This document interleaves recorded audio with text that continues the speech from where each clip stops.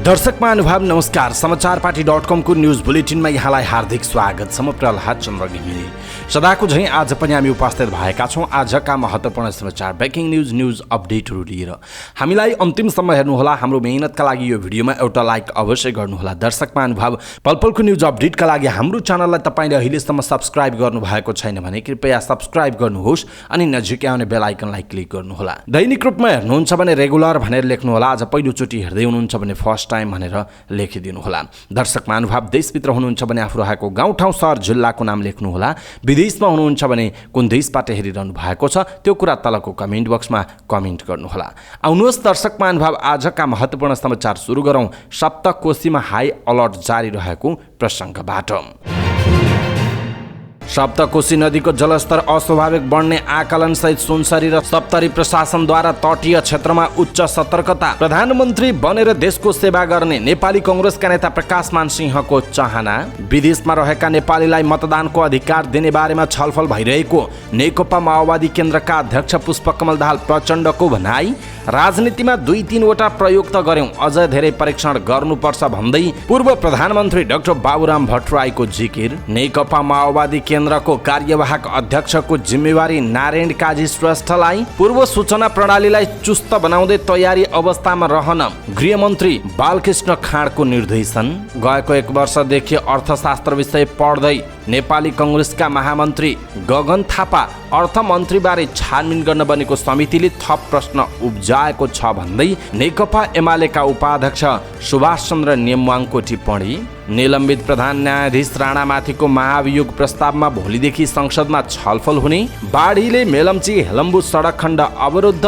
कैलालीमा नुहाउने क्रममा कुलोमा डुबेर बालकको मृत्यु। पशुपति क्षेत्रलाई सफा राख्न पर्यटन मन्त्री श्रेष्ठको निर्देशन। नुवाकोट केन्द्रबिन्दु भएर आज बिहानै 5.3 रेक्टरको पराकम्पन। काठमाडौँका विभिन्न सडकहरूमा फोहोरको डुङ्गुर, केही दिन अझै नउठ्ने। थाइल्यान्डमा रात्रि क्लब र दक्षिण कोरियामा अस्पतालमा आगलागी हुँदा 19 जनाको ज्यान गयो। इजरायलले गाजामा गरेको हवाई आक्रमणमा शीर्ष प्यालेस्टाइनी लडाकु सहित 10 जना मारिए। आयरल्यान्डसँगको T20 श्रृङ्खलामा दक्षिण अफ्रिकाको क्लिन स्विप र 20 वर्ष मुनिको साफ च्याम्पियनसिप फुटबलको उपाधि भारतलाई।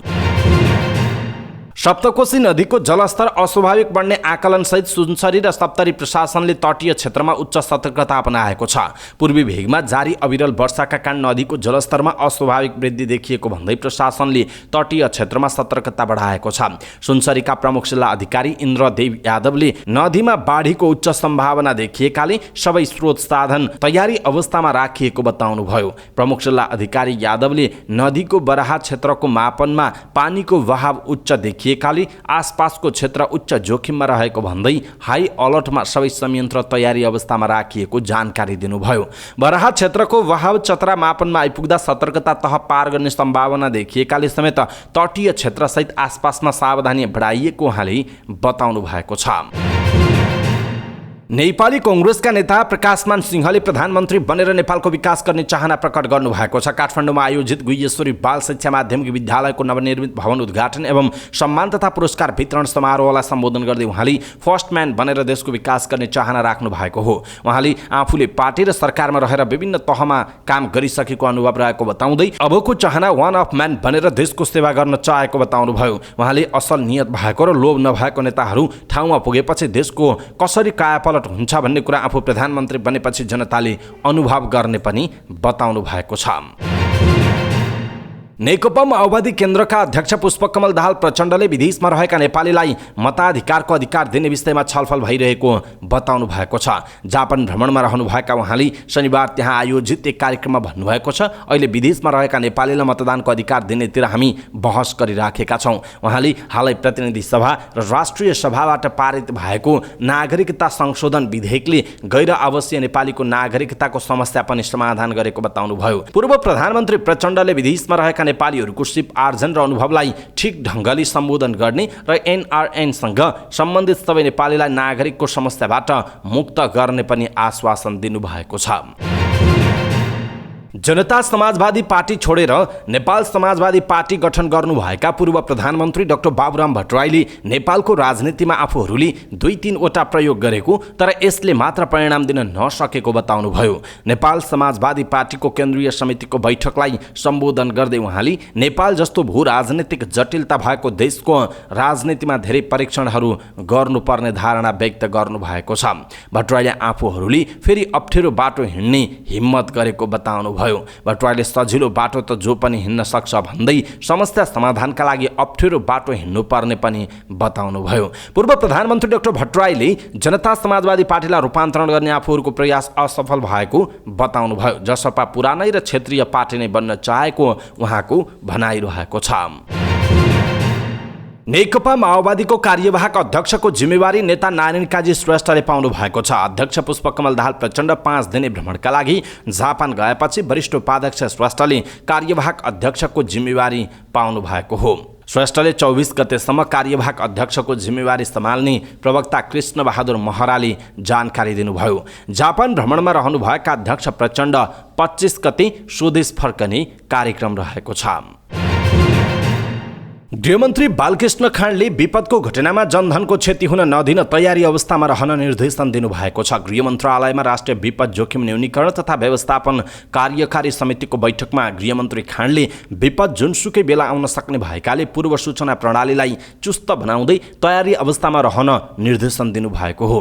बैठकमा उपस्थित विषयगत मन्त्रालयका सचिवहरू, सुरक्षा निकायका प्रमुखहरूलाई गृहमन्त्री खाँडले जिल्ला स्तरीय मातहतका निकायलाई समन्वयात्मक ढङ्गले काम गर्ने गरी संयन्त्र बनाउन पनि निर्देशन दिनुभयो। मनसुनजन्य विपदले निम्त्याउने जोखिम हरेक वर्ष बढिरहेको अवस्थालाई मध्यनजर गर्दै सबै निकायले आफूसँग भएका पूर्व सूचनालाई बाँडेर काम गर्न पनि गृहमन्त्री खाँडले निर्देशन दिनुभयो। विपदजन्य जोखिम विरुद्ध लड्न एक्लै सम्भव नभएको भन्दै उहाँले स्थानीय सरकार र प्रदेश सरकारसँग मिलेर योजना बनाएर काम गर्न राष्ट्रिय विपद जोखिम न्यूनीकरण तथा व्यवस्थापन प्राधिकरणलाई उहाँले निर्देशन दिनुभएको छ।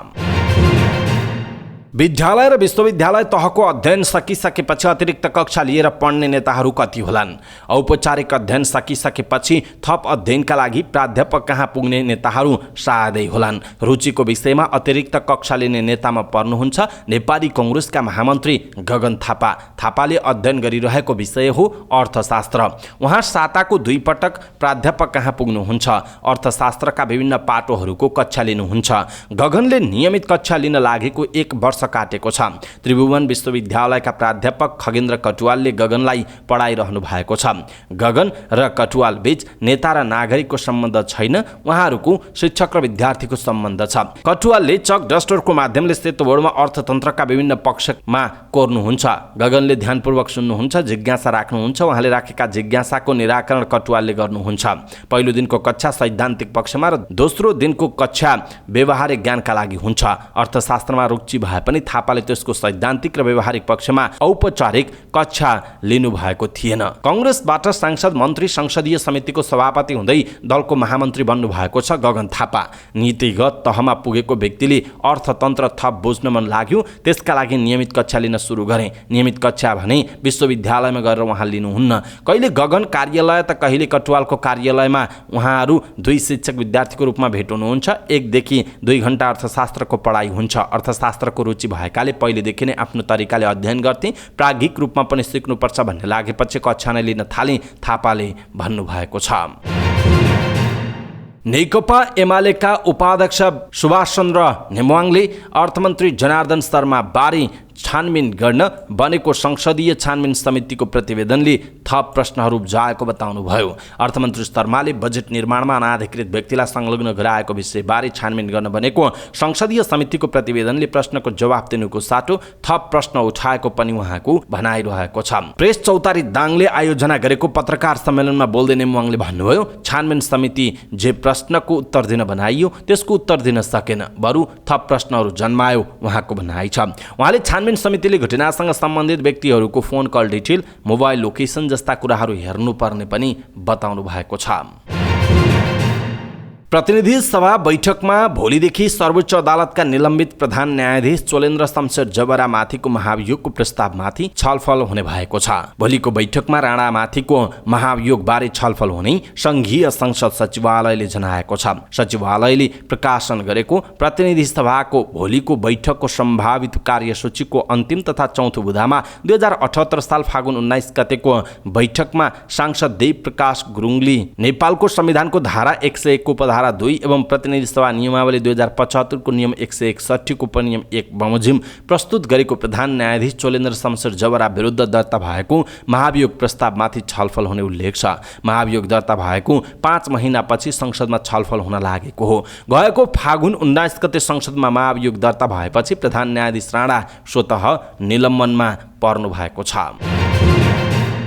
लगातारको वर्षापछि आएको बाढीका कारण हेलम्बु, मेलम्ची र 5 पोखरी सडक खण्ड अवरुद्ध भएको छ। ग्याल्थुम, चनौटी, तालामाराङ, सिमखेत लगायतका ठाउँमा बाढीसँगै पहिरो जाँदा मेलम्ची, हेलम्बु सडक खण्ड अवरुद्ध भएको हो। सडक अवरुद्ध भएपछि काठमाडौँसम्म चल्ने सार्वजनिक यातायातका साधन तथा एम्बुलेन्स बाटोमै थन्किएका छन्। बजार क्षेत्रका 19 घर जोखिममा रहेको गाउँपालिकाका अध्यक्ष टासी लामाले जानकारी दिनुभयो। अहिले उक्त ठाउँमा पहिरो पन्छाउने काम भइरहेको बताइएको छ। कैलालीमा नुहाउने क्रममा कुलोमा डुबेर एक बालकको मृत्यु भएको छ। टिकापुर नगरपालिका 1 को झमरा कुलोमा नुहाउने क्रममा डुबेर एकता नगर शिविरमा बस्ने लालसिंह परियारका 12 वर्षीय छोरा दिनेशको मृत्यु भएको प्रहरीले जनाएको छ। साथीहरूसँगै कुलोमा नुहाउने क्रममा डुबेर घाइते भएका परियारको उपचारका क्रममा टिकापुर अस्पतालमा मृत्यु भएको जिल्ला प्रहरी कार्यालय कैलालीका प्रवक्ता प्रहरी नायब उपरीक्षक डीएसपी वेद प्रकाश जोशीले जानकारी दिनुभयो। संस्कृति, पर्यटन तथा नागरिक उड्डयन मन्त्री जीवनराम श्रेष्ठले पशुपति क्षेत्रलाई सफा राख्न निर्देशन दिनुभयो। शनिबार बिहान पशुपति मन्दिर क्षेत्रको अवलोकन तथा निरीक्षणका क्रममा मन्त्री श्रेष्ठले सरसफाइमा ध्यान दिन पशुपति क्षेत्र विकास कोषलाई निर्देशन दिनुभएको हो। सांस्कृतिक एवं पुरातात्विक महत्त्वको पशुपति क्षेत्र खुल्ला संग्रहालयको रूपमा रहेको बताउँदै सधैँ सफा हुनुपर्ने उहाँको भनाइ छ। उहाँले भक्तजन, तीर्थयात्री, पैदल यात्री एवं पर्यटकलाई सहज हुने गरी सबै प्रबन्ध मिलाउन निर्देशन दिनुभएको हो।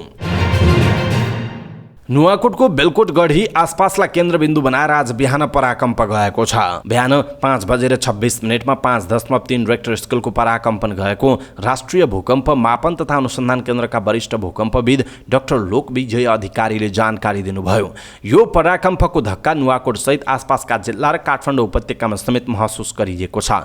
2072 सालको भूकम्पपछि पराकम्प आउने क्रम रोकिएको छैन। यसअघि गएको आइतबार खोटाङको माध्यम बिर्ता केन्द्रबिन्दु भएर 6 रेक्टर स्केलको भूकम्प गएको थियो। त्यसपछि खोटाङमा पनि पटक पटक पराकम्प गएको जनाइएको छ। 2 महिनादेखि काठमाडौँको सडकमा फोहोर थुप्रिँदा नागरिकलाई आवत जावत गर्न समेत समस्या भएको छ। बाटो मर्मतको कारण देखाउँदै काठमाडौँ महानगरपालिका र अन्य निजी क्षेत्रले समेत नियमित रूपमा फोहोरको अन्तिम व्यवस्थापनको काम नगर्दा सडकमा जताततै फोहोर देखिन थालेको छ।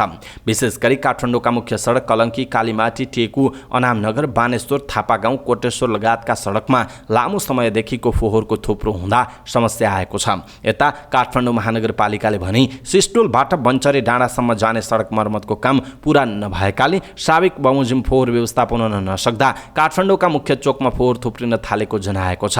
यही साउन 4 गते काठमाडौँ महानगरपालिकाले सार्वजनिक सूचना जारी गर्दै सडक मर्मतको काम गर्नुपर्ने भएकाले 1 हप्ताका लागि घर बाहिर फोहोर ननिकाल्न आग्रह गरेको थियो। 1 हप्ताको समयमा पनि सडक मर्मतको काम पूरा नभएपछि सबै गाडी चलाउन कठिन भएकाले फोहोर व्यवस्थापनमा समस्या भएको काठमाडौँ महानगरपालिकाका प्रवक्ता नवीन आनन्दहरूले जानकारी दिनुभएको छ। यो बाटो मर्मतको काम सम्पन्न गर्न अझै समय लाग्ने भएकाले केही दिन सबै ठाउँको फोहोर व्यवस्थापन गर्न कठिन हुने उहाँले बताउनुभयो। थाइल्यान्डमा रात्रि क्लब र दक्षिण कोरियामा अस्पतालमा आगलागी हुँदा 19 जनाको ज्यान गएको छ। यी घटनामा कम्तीमा 56 जना घाइते भएका छन्। थाइल्यान्डको चोनबुरी प्रान्तमा रहेको एउटा रात्रि क्लबमा भएको आगलागीमा परि 14 जनाको ज्यान गएको चिनिया समाचार संस्था सिन्हुवाले जनाएको छ। आगलागीमा परेर 12 जना भन्दा धेरै घाइते भएका छन्। घाइतेलाई उपचारका लागि स्थानीय अस्पतालमा भर्ना गरिएको छ। घटनास्थलबाट उद्धारकर्ताले 18 जनाको उद्धार गरेका थिए। त्यस्तै दक्षिण कोरियाको अस्पतालको भवनमा आगलागी हुँदा 5 जनाको ज्यान गएको छ। कम्तीमा 44 जना घाइते भएका छन्। ज्यान गुमाउनेमा 4 जना बिरामी र 1 जना नर्स रहेको खबरमा उल्लेख छ। इजरायलले प्यालेस्टाइनको गाजामा हवाई आक्रमण गरेको छ। गाजा स्ट्रिपमा भएको आक्रमणमा प्यालेस्टाइनी लडाकु समूहका शीर्ष कमान्डरसहित 10 जना मारिएका छन्। ज्यान गुमाउनेमा एक युवती समेत रहेकी छिन्। केही घाइते भएको जनाइएको छ। इजरायलका प्रधानमन्त्री याइर लापिङले प्यालेस्टाइनी इस्लामिक जिहाद PIJ-बाट जोखिम देखिएपछि यो कारबाही गरेको बताएको बीबीसीले जनाएको छ।